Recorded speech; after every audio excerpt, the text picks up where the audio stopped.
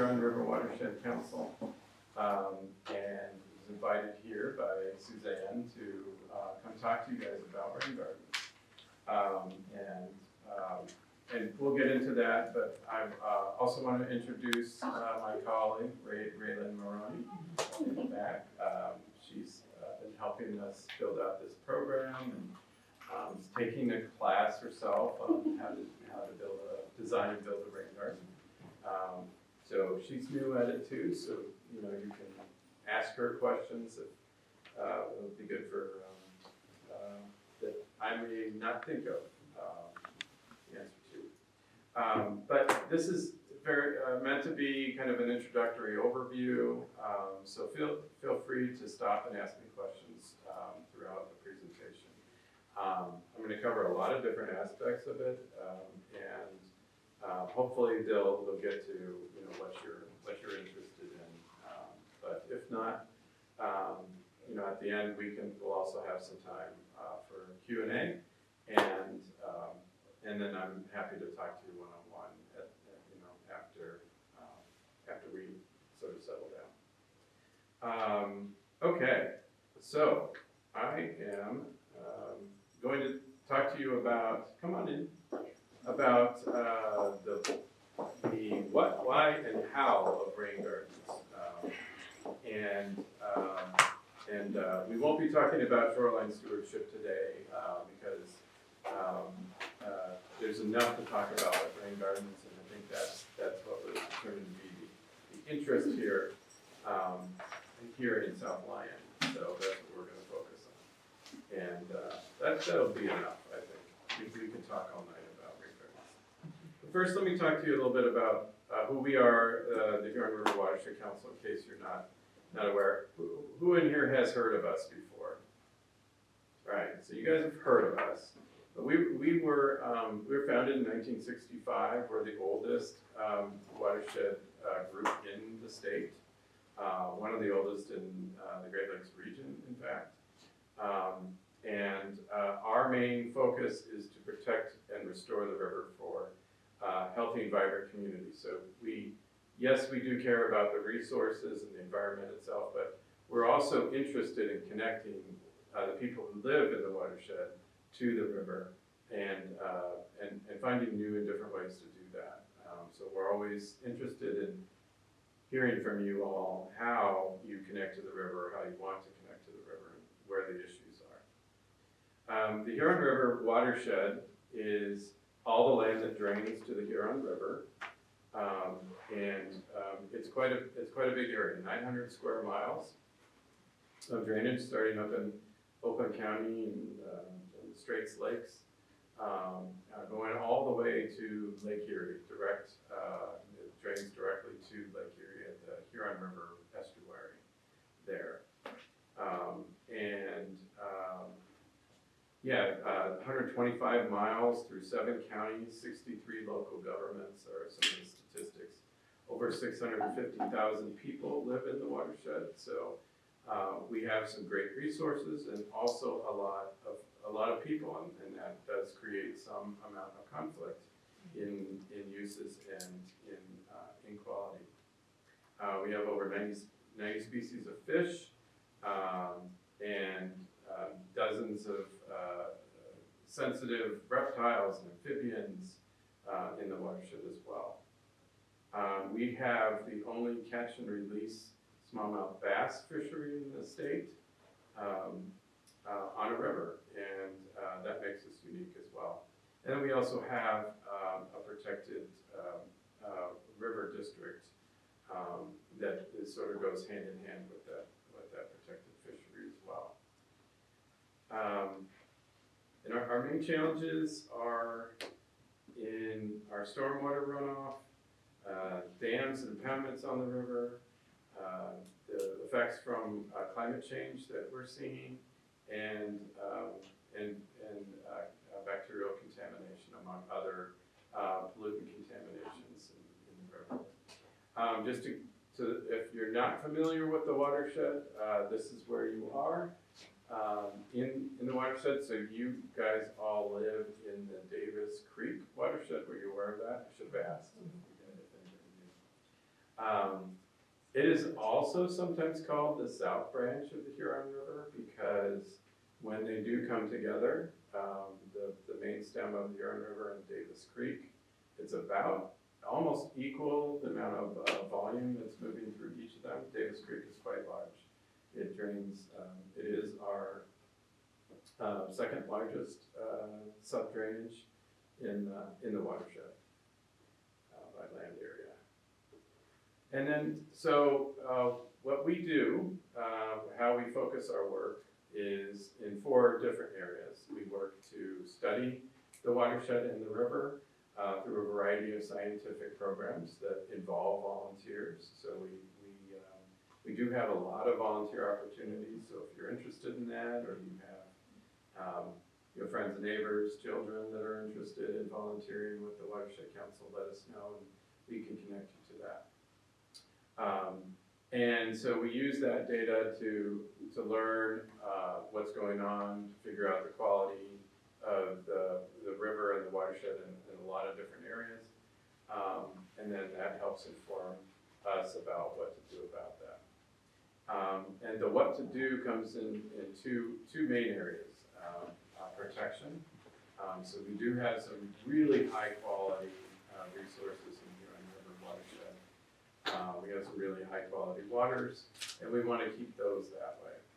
So we have a lot of initiatives to protect some of those sensitive lands, some of the important resources themselves, working with communities, landowners, working with our land conservancies to protect those resources. And then the other side is to restore the areas that we have found to have some challenges. And we have a number of different programs that we engage in to do that. What I'm talking to you about tonight, rain gardens, is one of those. And then the 4th way that we do our work is to connect. So I was talking about the people in the watershed. We also work to educate and to find new ways to bring people to the river and enjoy it like all of us staff do. Get in the water, not just to collect the data, but to have fun and to really experience it so that it is a resource that you will love and want to protect as well. Okay, so now I'm going to talk about rain gardens in particular. So I'm going to talk about kind of what they are, why we're interested in them, why you should be interested in them, and then how to go about putting one in yourself if you want to. So first of all, we have a goal in the Huron River at the Watershed Council to get 1,200 rain gardens in the watershed, and we're actually pretty well on our way to that goal. We have 936 in the watershed that we're aware of. Probably have more than that so far. But we're here tonight because, at least as we're aware of, there's only one that we know of in South Lyon. There are 11 in Oakland and 18 in Livingston County. And we're working to change that. We actually run a annual course teaching people how to design and install rain gardens, and we get more every year from all those counties, all those different places to move forward with building rain gardens. And really, they're something that anybody can get involved in. Anybody can help and build. As you can see, this 4-year-old, maybe 3-year-old, something like that, is actively digging out a rain garden for his family. They are relatively simple in structure. In structure, they are, the most simply put, is a small depression in the landscape that is just designed to capture flow on the property, bring runoff flow, and to utilize plants that love that water to capture and drive that water down into the ground, and also to filter out pollutants. And I'll talk more about that as well. So this is a schematic that just sort of shows you really what the intent and purpose of a rain garden is. And so it is designed to capture the runoff from a residential property. Capture the runoff of hardened impervious is a term we use, meaning that it does not allow the rain to go into the ground, impervious surfaces. So think about your roof, your driveways, your sidewalks, your and patios and areas like that. When the rain falls on those areas, it will wash off and go to the nearest place that it can find to either continue on to, say, your storm drains or your gutters, or out, maybe directly with sheet runoff into a river or a creek or a wetland. And what rain gardens are designed to do is to capture some of that runoff for the rainstorms that have the most impact on water quality. And it's really what we're trying to do is take the development that has occurred and then use some design principles to mimic what nature would have done naturally if those hardened surfaces weren't there, if we hadn't put those in place. And they can be done anywhere. They can be done at every home. They can be done in many other locations as well, public places and businesses and schools and the like. And the other thing that they do, okay, so I did mention that too, so that they also capture the rain as it falls on the roofs, goes down the gutters, and then we direct that flow from those places into the rain garden itself. So that's really the most technical work, is figuring out, how much rain we're going to be capturing and then how big that rain garden needs to be. But it's seriously not all that complicated. The plants that we put into the rain garden, that's the fun part. There are a wide variety of rain garden plants, different colors that will come up at different times of the year, that are thirsty for that rainwater, and they will over time develop really deep roots to suck that rainwater down, and then to also filter out pollutants that might be coming off of your roof, off of the roads, off of the driveways, and keep that from going into our creek and river systems and lakes. And you will see a wide variety of different kinds of designs and structures that people use that are all doing the same thing. They're all rain gardens. They're really just designs that are different aesthetics that people will choose. Kind of like, you go into any home and you're going to see a different interior design.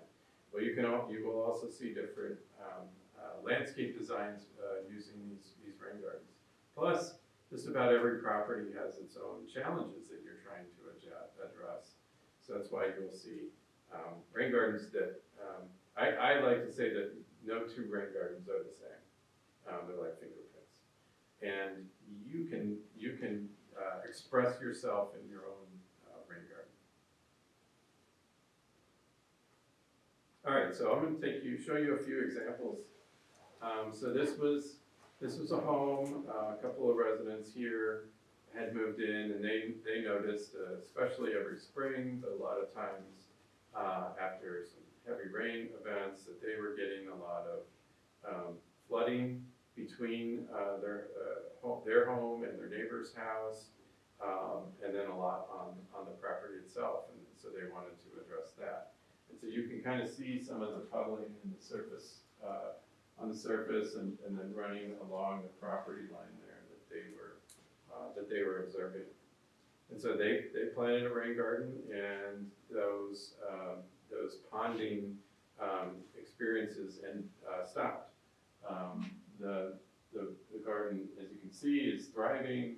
We're very excited to have it. This is a few years into growth. And really what we have found is that, if they're designed properly and you use the right plants and you put a little bit of work into it for about 1 to 3 years, they will start to go crazy and take care of themselves. Then you'll be not worrying about weeds, but sort of thinning them out because they're growing so well. Yeah, and then that's when you can start encouraging your neighbors to get involved, so you have some place to hand off your extra plants. This is another situation, a different context, a different example. Here, we had the challenge of, you've got really kind of two structures. You've got that out garage separated from the main house. This resident was really enthusiastic, and she wanted to capture runoff from both the garage and the house. And she took their main yard and turned that into a rain garden to capture all of that runoff, plus a lot of the driveway runoff as well. She had some old tree stumps that were there, and was a bit older, so she chose to use to rent a more serious piece of equipment, sort of a serious, I don't even know what these are, I think they're called like trenchers or something like that. It's like a heavy duty rototiller with a little cab on it, and tilled up that entire area, and then did some serious sculpting and planting to create a rain garden there. Most places don't need to go to that extent of land management to build a rain garden, but this is one that she felt that was the easiest and best way to go about that. And it looks great today. She's got some very mature plants that are really addressing some of the flooding, not really flooding, but like a little bit of backups that she was having that were starting to threaten the basement. But you can have lots of different contexts. There's rain gardens that run along roadways in the right-of-ways that look almost like it's just lawn because of the sedges, the grass-like plants that they use in those rain gardens. So those are the ones on the left that look like lawn and grass. You can have a very manicured, very organized, with designated plants in designated areas with clear borders, or you can have kind of a more like back to nature, wild look about it with the rain garden, with lots of taller plants, kind of letting the landscape express itself is what I've heard a lot of people refer to that as.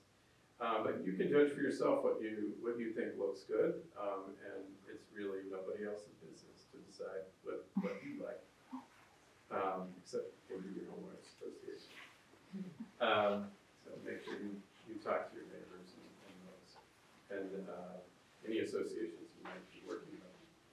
Just to give you a sense of what this might cost, because it is landscaping, it is a landscaping change that you're making to a place.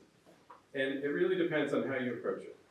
So if you do it all yourself, they really, I should caveat this right off the top, these figures are a few years old. They're now, the do-it-yourself total cost now is ranging still on the pretty low side, around $400 to $1,000, depending on where you're getting your plants, what maturity of plants you're getting, and the amount of land work that you're doing, and any kind of amendments. But $400 to $1,000, so not an extreme cost. If you hire a professional to do the whole thing, cost estimates that we've been hearing about are running in the $3,000 to $5,000 range. And it really depends on scale and how much manipulation needs to be done to the property. So that's just to give you an idea of what this is going to cost. And it certainly is something that you can take your time doing as well. It's not something you have to do all at once. Here's another rain garden. we have this property that was an experienced gardener, but she had a few challenges to deal with. She has, tight property line there with a fence running along it. She's got a couple of trees as well to deal with, but still a reasonable site to think about having a place to capture some of the runoff from her roof. So like one of the first questions we get is, well, how big is a rain garden? How big does it have to be in order to really catch the rain? And what it is the rule of thumb generally for most places is about 20% of the size of the area that you're capturing the runoff from. So in this case, if we're talking about the entire roof area, here, it needs to be about 1/5 of that. So think about dividing that into 5 equal portions, and one of those would be the size of the rain garden that you would need to be at least that big in order to capture all of the rain coming off of that. And so you can think about from that, you look for your downspouts and where they're currently coming out. And generally, we recommend if you can work with your situation the way it is first, then do that. But you can manipulate downspouts as well to go in different directions to different areas, redesign them to go where you want them.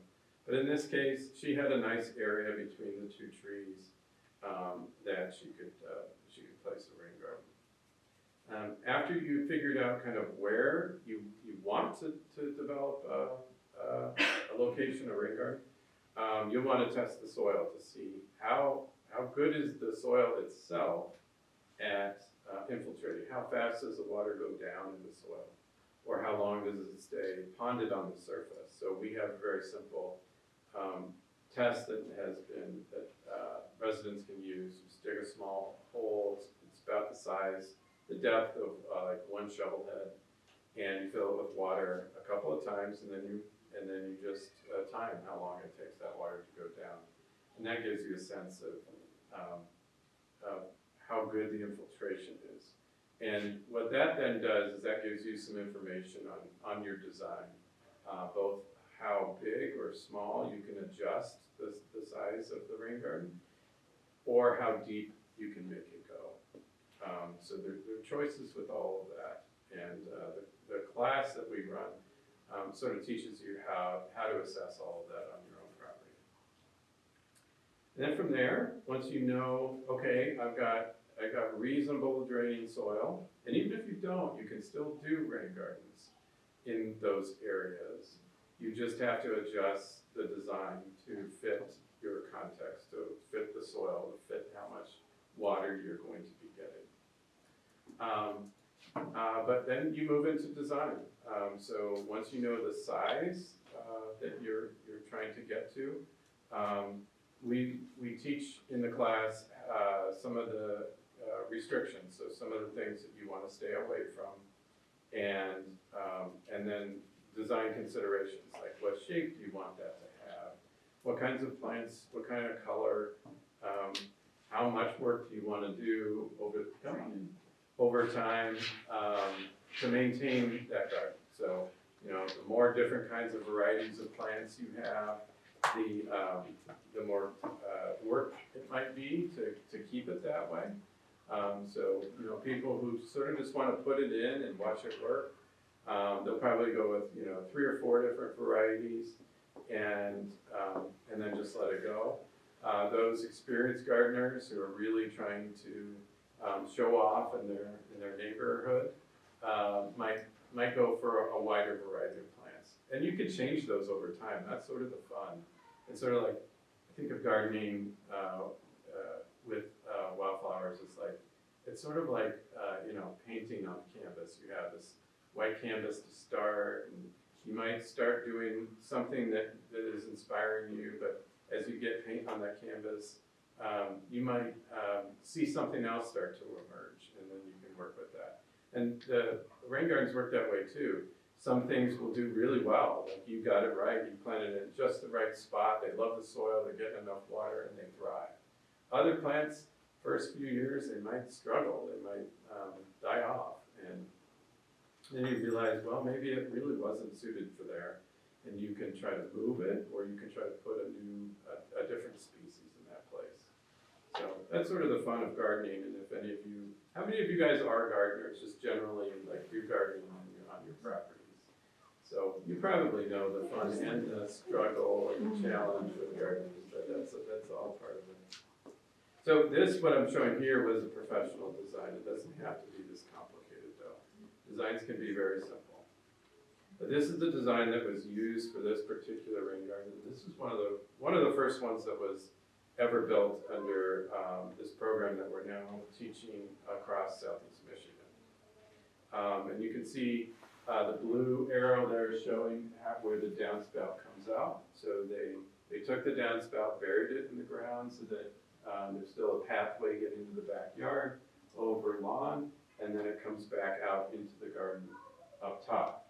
And the water flows through kind of two different parts of the rain garden, an upper portion and then a lower portion that fills that up. And that's a pretty big rain garden actually for what we usually see. It doesn't have to be that big. Many are about the size of kind of about maybe 2/3 of this lower one for most properties. But she had a lot going to that one downspout, so a lot of rainwater to work with. And then this is it, the same garden over time. So you see like these little baby plants were just put in. They still have their tags from the nursery. Fresh mulch there, and that's sort of the thing that most people, when they see this, they look at it and they go, man, I don't see the basin, I don't see I don't see how you're capturing the water, but you're really not digging that deep, and then you're backfilling with a lot of new soil and mulch to keep the weeds out, really. And then it sort of just looks like a garden at that point. But you know the work that it's doing. You know how it got there because you put the work in to get it there. And then this is what it looks like in this. This one looked like in the second year. And you can see she went with probably about a dozen different plant species. She's got a different variety of sizes going on there, and she worked around that little tree. So that's still showing up in the sort of street side look of the garden itself. She's got low plants in the front and bigger, deeper rooted plants in the middle, and that's where most of water is going to be sitting for the longest period of time. Rain gardens are designed so that the water will go down within 24 hours, however. So that's one thing we get a lot of questions about. Well, isn't this water going to be sitting around and it'll become a breeding area for mosquitoes and other pests? And they're really not designed for that, and that has not been the experience that most have. There are gardens that get designed that don't work quite as well as we planned for them to, but they're really not designed that way. And over time, they get even better at infiltrating because those deep roots really punch tunnels into the ground and help, really are creating a soil that's more spongy than it started out as. So they really don't cause problems like that. This is more year 2 and then the fall. This is some details. And she was so happy with her rain garden that she decided to build a second one. And so this is her design the second time around. She had the professional designer do it the first time, and the second time she just did, a very simple drawing. She was an experienced gardener, so she had confidence with the plants, but not with the design, but she just had some graph paper, had gone through it once before and knew that she could make this work. So this is a second, a slightly different design. You can see how she had a bit of a slope going down towards the road. And so she built a two-tier rain garden. So the top tier, the water and a big rainstorm will overflow and then go into the lower section. And then it has a berm down at the bottom to hold that water from overflowing. And so then she went about getting the plants to fill that in and then finished the design. And you can see here how the rainwater will go, again, goes underground and comes out in this pipe into the upper section and then flows down into the lower section. And so again, that's sort of right after planting, right after finishing, nicely bordered and you know, sort of well manicured, so no complaints from the neighbors.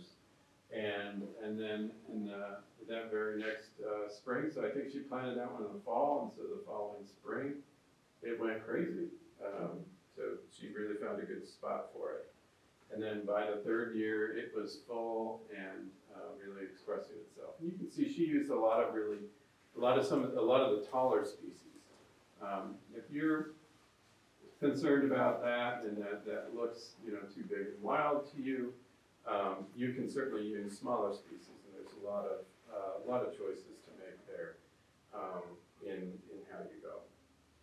So let's talk about, you know, really what rain gardens can do. First of all, the problem. So, you know, we've developed the landscape in a lot of places like South Lyon, like our cities, and a lot of that development happened before we really understood what was happening with stormwater. And so we have a variety of problems that this creates. Looking at this sort of typical development along a river, what kinds of problems or what kind of issues do you see that has happened because of an older style development? Anybody see anything problematic here? The roads are flooded. The roads are, yep, flooding, that's one of the problems. Drains are overflowing. Drains Can't catch overflow. on. Erosion. Erosion, yeah, you see these banks here are all exposed. That happens because all the water just runs right off of these hardened surfaces and then flows out really quickly out of the storm pipes. Yep. Any other issues that you see? There's pooling in the yards. Yeah, you get flooding in the yards as well because there's not a lot of space for that rainwater to go into the ground. Anything else? The other thing that you see is, you know, all those pollutants are coming out quickly into the river as well. So everything is washing off of these parking areas, and, you know, cars have a lot of petrochemicals and substances that are really not good for the wildlife in the water.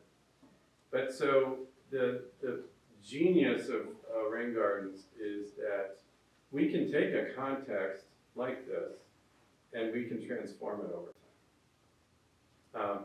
It's really, it's not just the rain gardens, but it's also things like, you know, a lot of planting of trees, things that we call green stormwater infrastructure. So it's using natural elements like trees and plants to do some work for us to treat what has happened in the past. So here we have, you know, really a transformed landscape with all those trees and rain gardens, and I'll point out one that's in this drawing here. But you see that, like, in the same sort of post-storm situation, you have all that rainwater has gotten absorbed. You're not getting flooding in the streets, and you're having a lot less outflow, a lot less runoff going directly into the river. And so the banks are allowed to grow up. They don't get ripped out from those frequent high flow events. And you don't have flooding in the yards because the trees and the gardens are soaking up all that rain garden, and they're filtering out the pollutants so that the water is of higher quality. And really, it all starts with just, you know, one property, and this can be done one at a time, and over time, you can transform this landscape from one way to the other. So this is where you can kind of see that they've got a rain garden for this property, probably a little bit undersized for that house, but still, it's doing the work, and they're working with all of their neighbors to create a better place, a better environment. So rain gardens can be used to address local flooding of properties. Here's an example where they had pretty extensive flooding pretty frequently. And they designed a fairly large rain garden to, right where they were getting a lot of that flooding. And over time, in this particular case, it really soaked that up, and they no longer were seeing the same kind of flooding issues that they had previously. So we've had a lot of skeptics in the courses over the years that are still excited about gardening and they want to give it a try. And at the end, more often than not, they become converts and are really enthusiastic about the work they've done. Rain gardens also are filled with native plants, and native plants are important for providing habitat for the variety of wildlife that we have living around us. So the plants themselves will feed the insects, and the insects feed the birds and the fish, and all the things that are larger than them. So using native plants is really helpful because that provides the habitat that our local native populations of wildlife are looking for, their food sources. And some of these things, our bees and our butterflies are really focused on one particular type of food or element, for their habitat.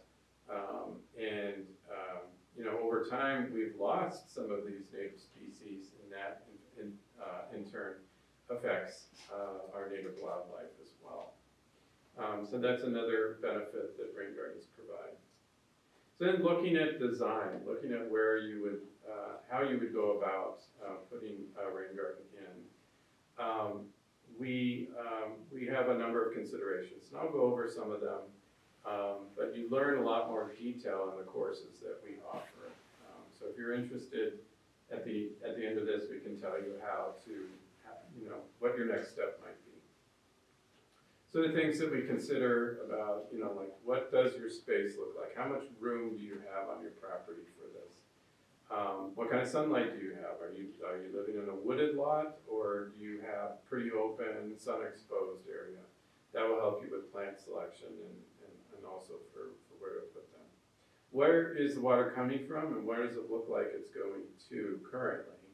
And what can we do? Then we can think about what we can do to change that, either with the rain garden itself or to get more water to the rain garden.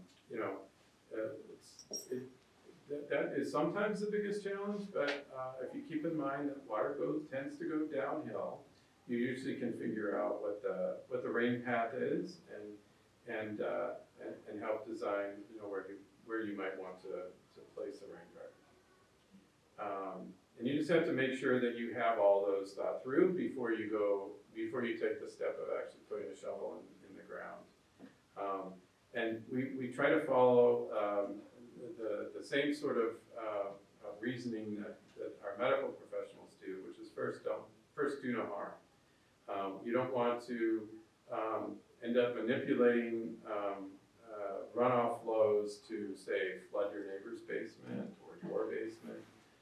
So we think about like that context and what is going to work.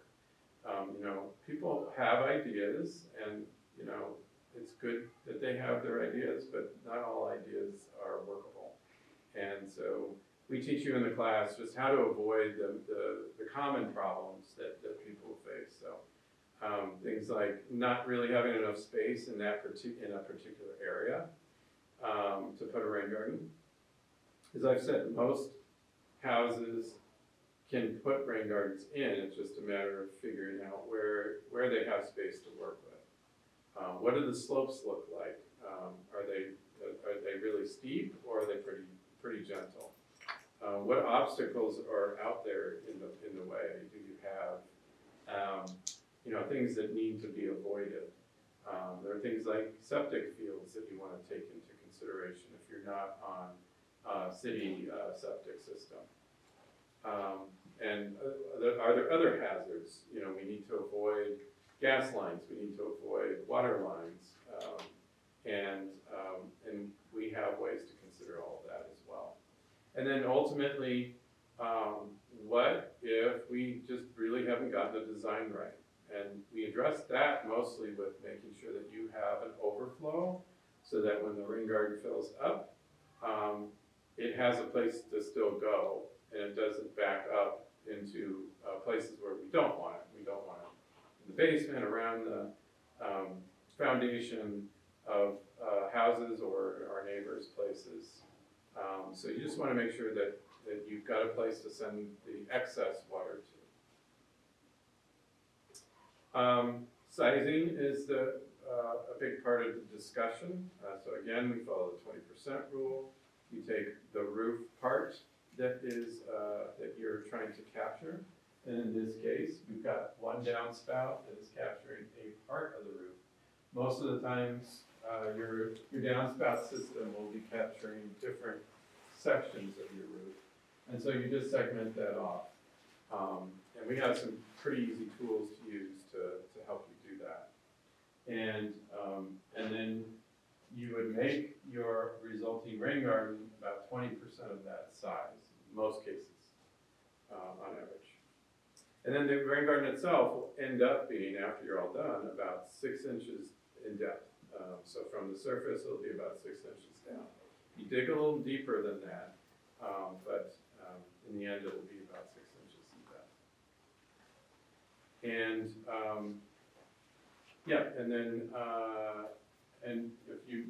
you can start to think about other parts of your roof and where you want to, if you want to incorporate those as well. And the biggest challenge is really figuring out how to get the water to the rain garden.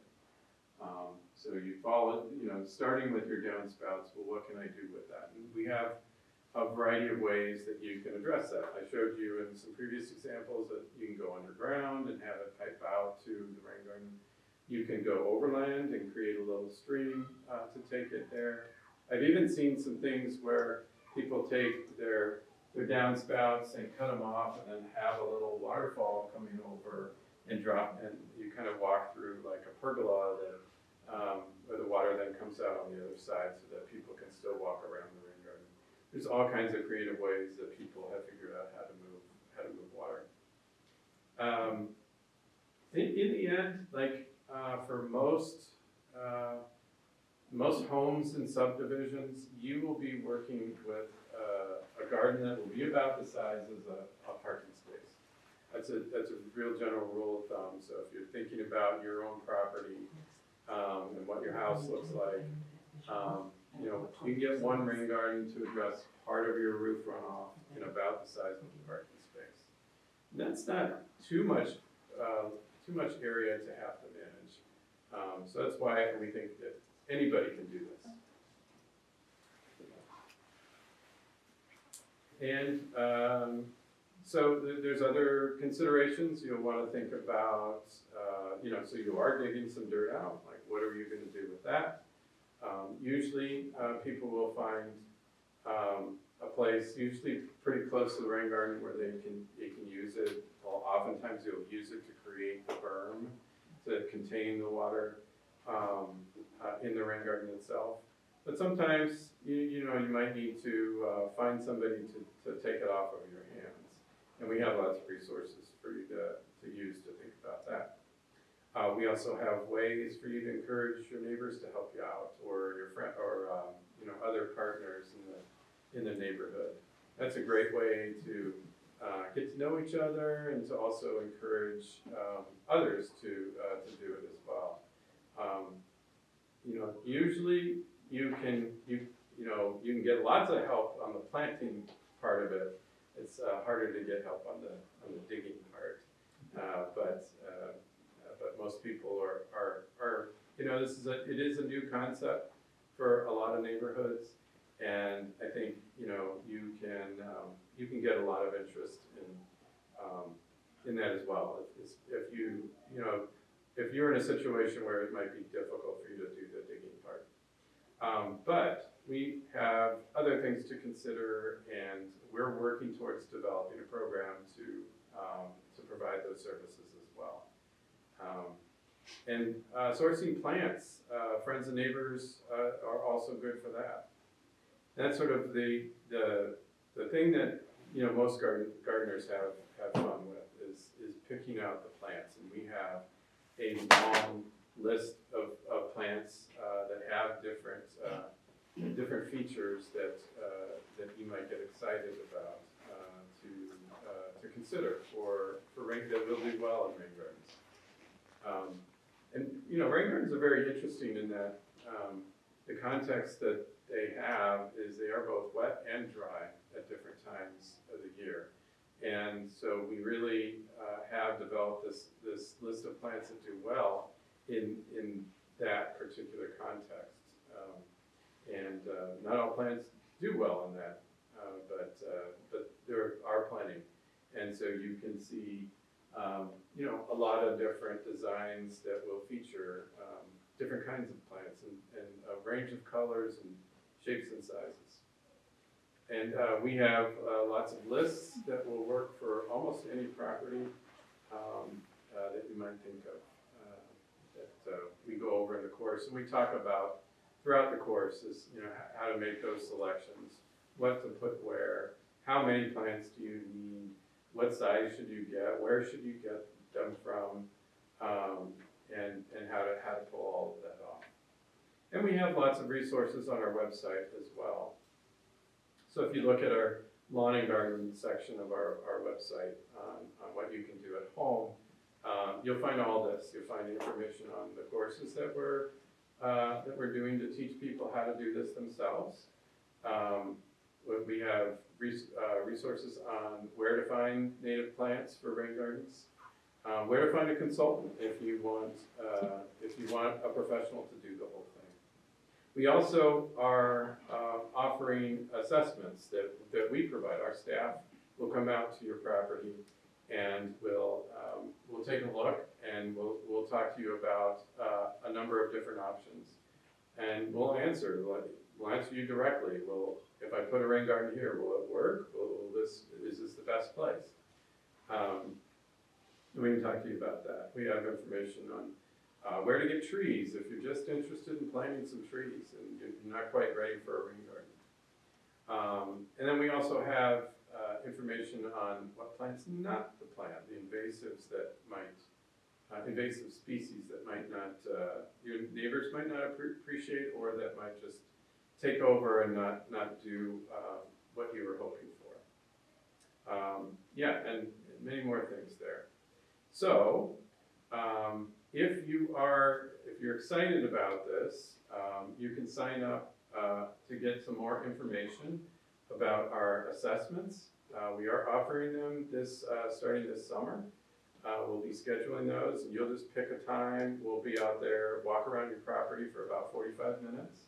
We'll talk to you about the problems you might be having with water, and can a rain garden be part of that solution? And if not, we can make recommendations for what else you could do. Our time is limited by how many staff we have to do this, so we certainly encourage you to sign up early so that you can get this done. We have two different kinds of assessments we're offering. So we do a virtual sort of consultation, and you can kind of take us around your property that way with a camera on your phone.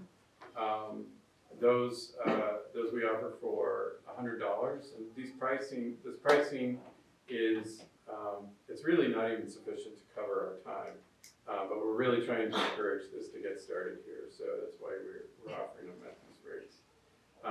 And it's not the purpose of this talk. I'm not trying to sell these. We don't make any money off of them. We want to encourage people to get rain gardens in no matter what the challenges are. So we're trying to address these challenges by being there with you and really seeing the context. Because as I said, every rain garden is different. It's like a fingerprint. Every property has different challenges that you have to consider for that. So it helps to have somebody who's gone through it before to kind of think through some of those problems with you. So the second way to do that is an in-person. We'll actually come out to your property, we'll walk around it with you. And that costs a little bit more because of the travel cost and our extra time in doing that. Plus, with that one, we will return you a full report on your property, along with some recommendations on where rain gardens would work.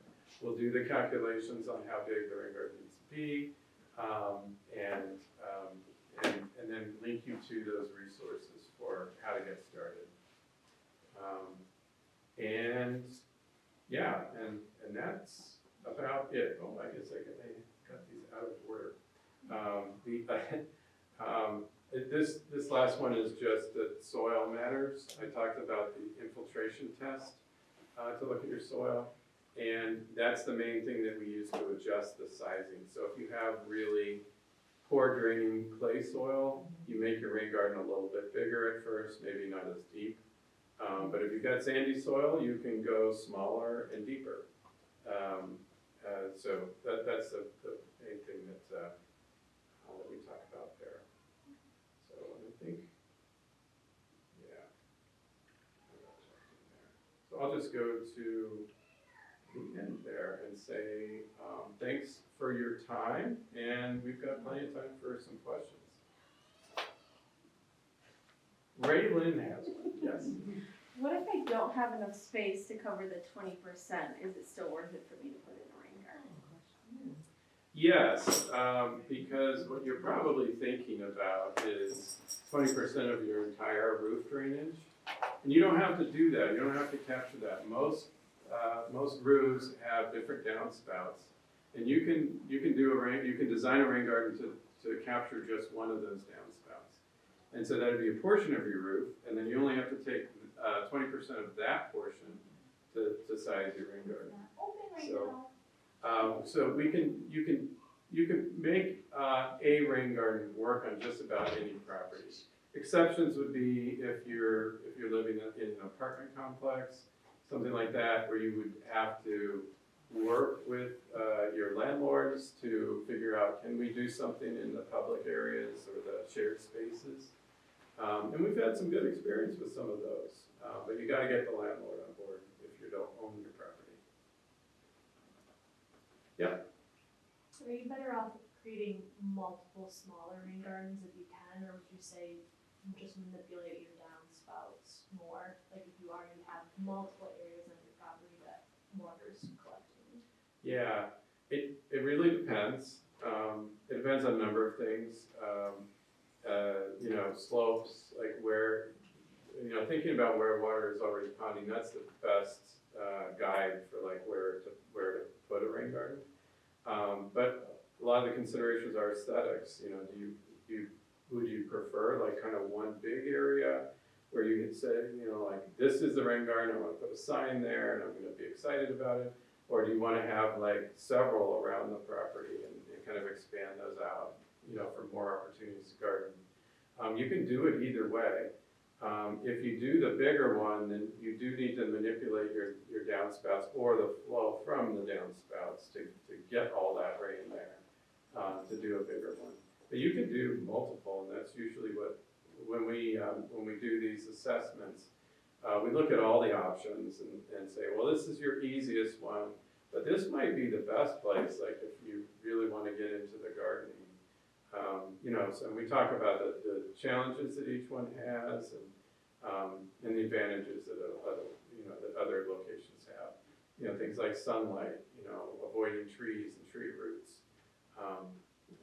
Those are some big considerations.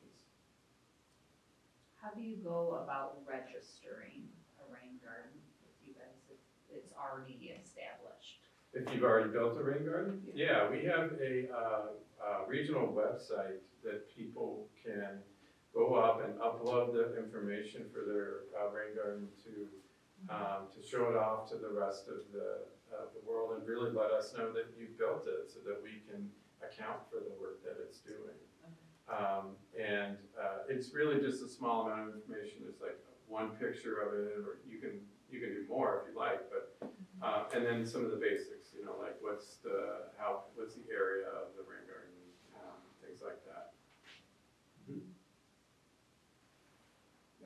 Are you planning to offer another course this year?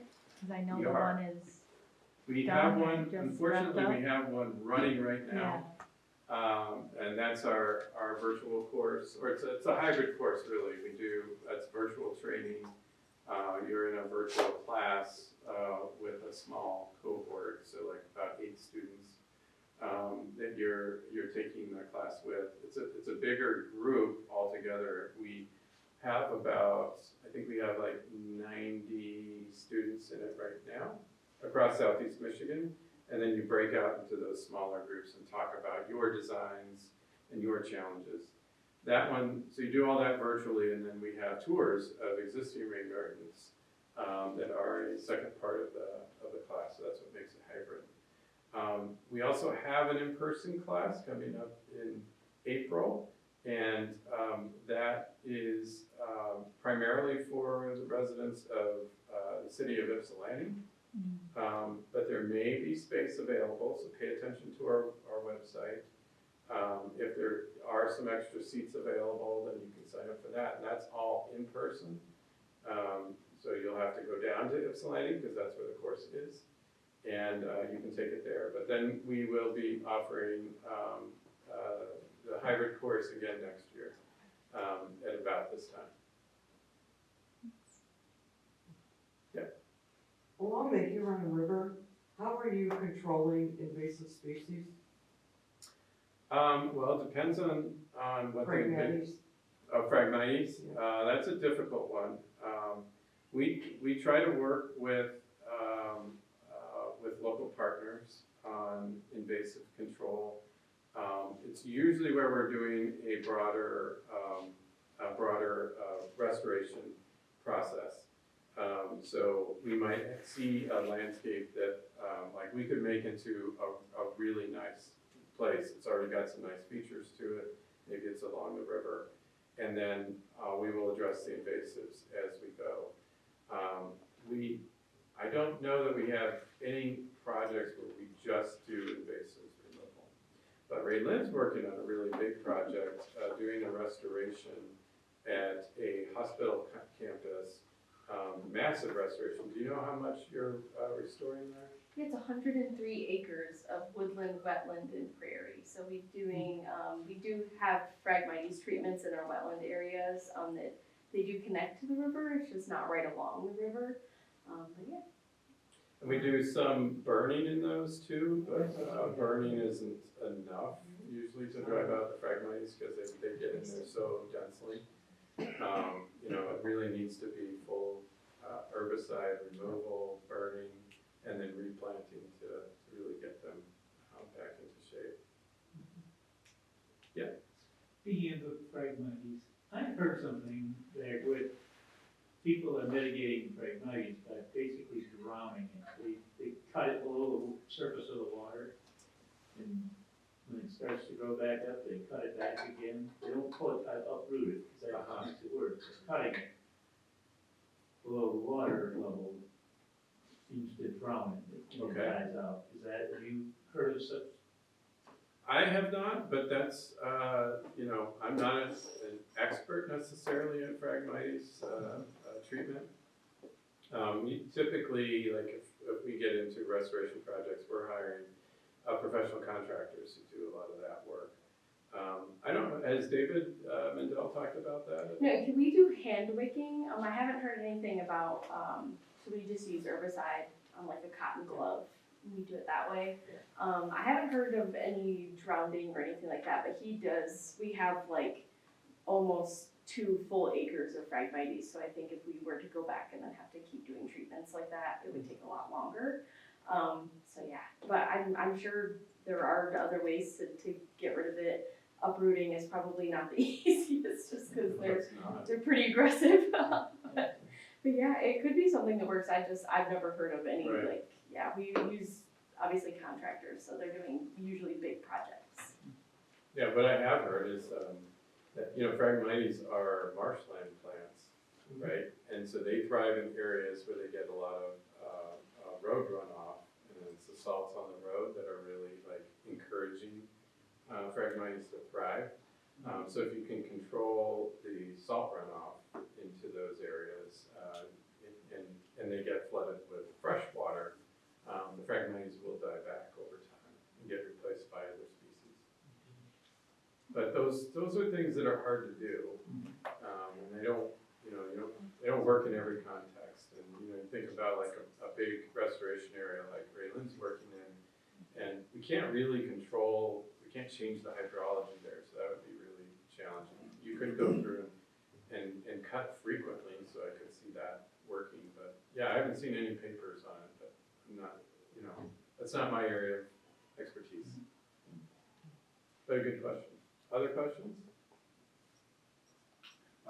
So the rain gardens that are on like the midways of like roads and stuff, or on the side of roads, are those just capturing rain that's falling, or are there setups where there's water running to those as well?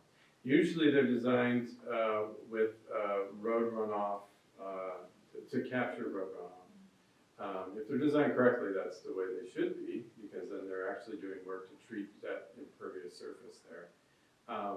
Yeah, in the medians, that's typically the way they work. And then at the end, sort of the downslope end of them, there's usually a drain of some sort, where it then connects back into the storm system.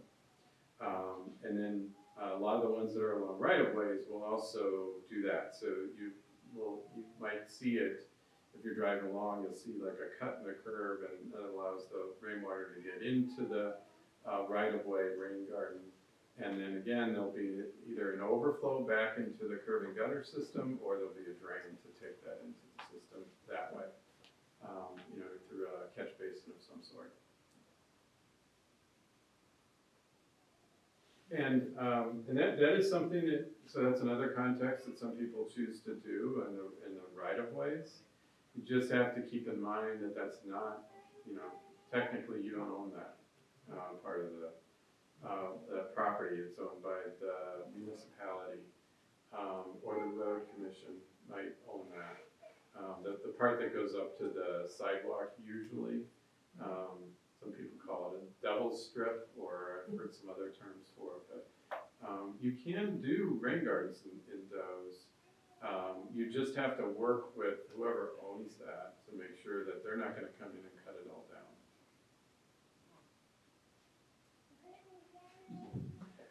Other questions? Yeah. In our neighborhood, we have dirt roads.